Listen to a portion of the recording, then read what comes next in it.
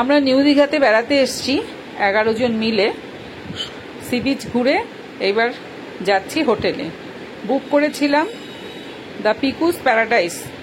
পিকুস প্যারাডাইসে এর আগেও আমি ছিলাম, অনলাইন থেকেই বুক করেছিলাম। তবে এখন যতবারই আসি ততবার আর অনলাইনে বুক করি না, হোয়াটসঅ্যাপ থেকেই বুক করি।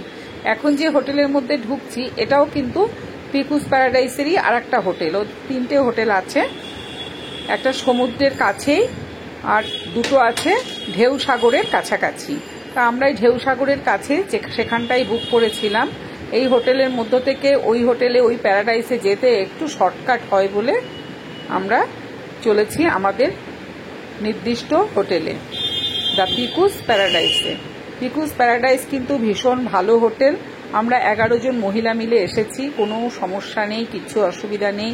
খাবার দাবারের ব্যবস্থা এখানে নিচেই আছে, এটা অফিস রুম, রিসেপশন আর কি। এখানে ভালো খাওয়া দাওয়ার ব্যবস্থা, কোনো সমস্যা নেই খাওয়া দাওয়া নিয়ে। সুইমিং পুলটা গ্রাউন্ড ফ্লোরে সাইডে আছে।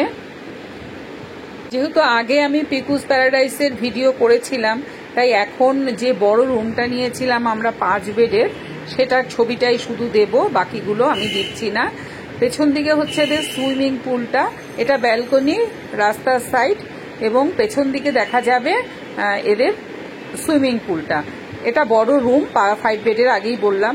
আমার চ্যানেলটি যদি ভালো লাগে অবশ্যই একটু সাবস্ক্রাইব করে দেবেন আর বেল আইকনে একটু ক্লিক করে দেবেন পরবর্তী ভিডিওর জন্য।